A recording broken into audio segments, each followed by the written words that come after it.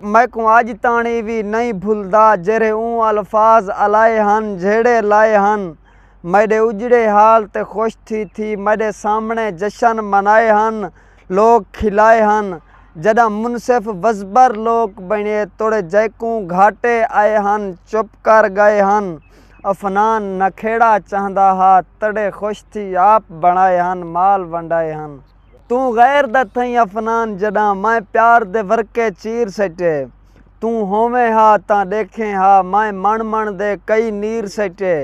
बेवस हाँ मी कुछ लगदा ना तेरी मेहतर मूंज वडीर सटे। हुण मिल के भी निसे मिल सकदे इंजे तख्ते पट तकदीर सटे।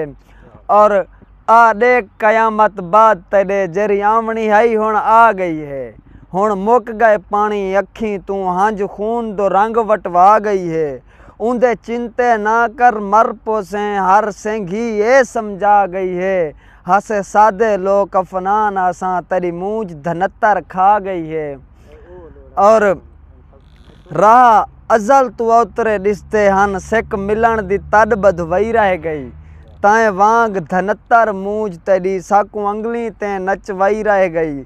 हई जितनी शिकार पाले दी इवें कई दरिया झगवई रह गई। इशा अगली झोंक अफनान दिए सजे कन्ने कुर लई रह गई। बेखौफ थी वेंदा पे जेरा वत खौफ भुला गए लोकें दे। कहीं चाल ते लग दे चाता आए वत सामने आ गए लोकें दे।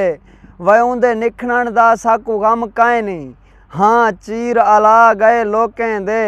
अफनान सियाणे बहुआ से साकू मशवरे खा गए लोकें दे। मैं जन्नत दे विच अपनी जह जुड़ेंदा ते मौला अली दी विलादत सुनेंदा। जरा सड़दे सड़े जरा ठरदे ठर्रे मैं सिर चा के नारा अली दा मरेंदा। भावें दुनिया सारी मुखालिफ पई थीवे अली दे मुखालिफ ते लानत भिजेंदा। मैं कूं वल किहां खतरे दोज़ख दी भादा जड़ा मैं कसीदे अली दे लिखेंदा। अली दा मुखालिफ ते जन्नत दे भाले खुदा हुकूं गाले ओ दोज़ख दा बाले। मैं अफनान मिंबर ते आदा खड़ा हाँ हुकूं पता काए नहीं जो कहंदा फले।